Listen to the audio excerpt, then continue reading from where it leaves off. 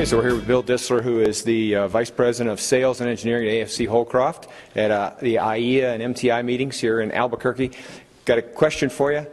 Energy saving tip for our listeners or viewers. What would you suggest? Just any way to save energy. That's one of our topics here. I wanted to know what you thought. Well, I'm sure you'll hear a lot about not only energy savings, but as it relates to carbon footprint and combustion systems, keeping combustion systems up to date and tuned.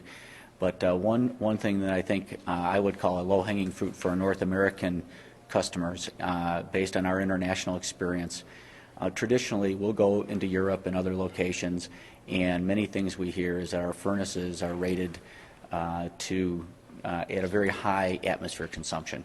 And whether or not it's endo gas or nitrogen methanol, but if you're in a carburizing furnace, when compared to our counterparts in Europe, they're different. They're not used to seeing the volumes. So you're saying the American companies tend to use more endo than our European counterparts? And although it's not, I can generalize that that's the case, some of our customers don't. Okay, and what the result really is, in my opinion, is it's a perception that's probably based on old-time tradition.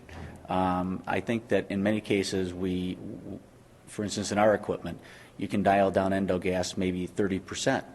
In 90% of the cases, and also get into control systems that lower gas flows through mid-cycles. Right.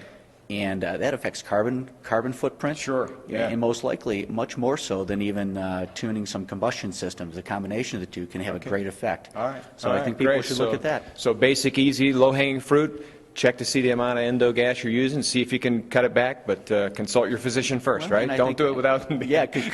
consult the equipment suppliers. But keep in mind that the the equipment suppliers, in general, will give you, from an American point of view, a fairly conservative specification.